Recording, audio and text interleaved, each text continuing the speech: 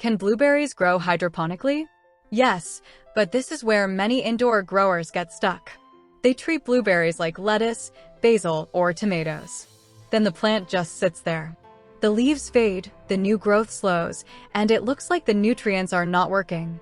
But the real problem is usually the root zone. For blueberries, it has to stay acidic, airy, and consistent. The biggest difference is pH.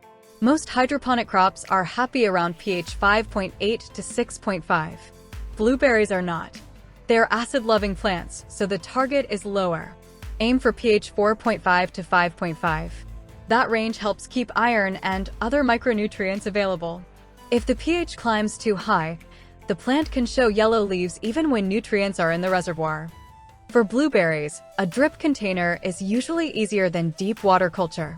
The plant gets steady moisture, but the roots are not sitting bare in water all day. Use an airy medium, like perlite, cocoa chips, or an acidic mix. The idea is simple. The roots need water, but they also need oxygen. Think moist and breathable, not wet and sealed. Start with a healthy young blueberry plant, not seed. Seeds take time, and they do not give you a predictable plant quickly. Compact varieties are easier indoors because they stay manageable under lights. When you transplant, be gentle. Blueberry roots are fine and shallow. Rinse away heavy nursery soil, but do not scrub the root ball bare. Set the crown at the same depth. Use clean water and a complete hydroponic nutrient. You still need calcium, magnesium, iron, and trace elements. But keep the feed mild. For a young plant, start around 0.8 to 1.2 EC, then adjust slowly based on growth. Blueberries can react badly to salt buildup. If the plant looks stressed, do not automatically add more fertilizer. Check pH, EC, and roots first. Once the root zone is right, the environment still matters.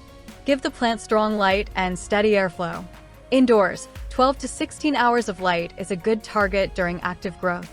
The plant should look sturdy, not stretched. Also watch temperature around the roots. Warm, stagnant reservoirs can invite stress, algae, and root problems. If your blueberry flowers indoors, it still needs pollination. Outside, insects and wind help with that job. Inside, you may need to help the plant yourself. Use a small brush, gentle vibration, or airflow to move pollen from flower to flower. And be patient with fruit. Blueberries are shrubs, not quick leafy greens. The first goal is strong roots and healthy new growth. Every week, measure before guessing. Check pH, EC, water level, leaf color, and root condition. Top up with clean water when needed and refresh the reservoir regularly.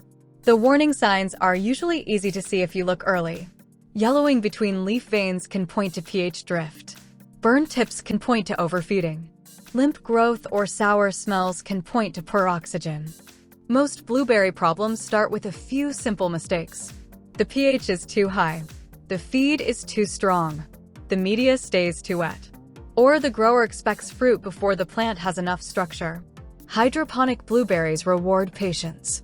Make one correction, give the plant time, and watch the new growth.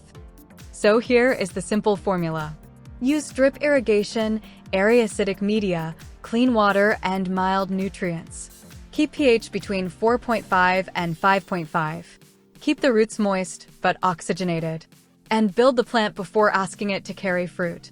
Hydroponic blueberries are not the easiest indoor crop. But once you understand the root zone, the whole system makes more sense.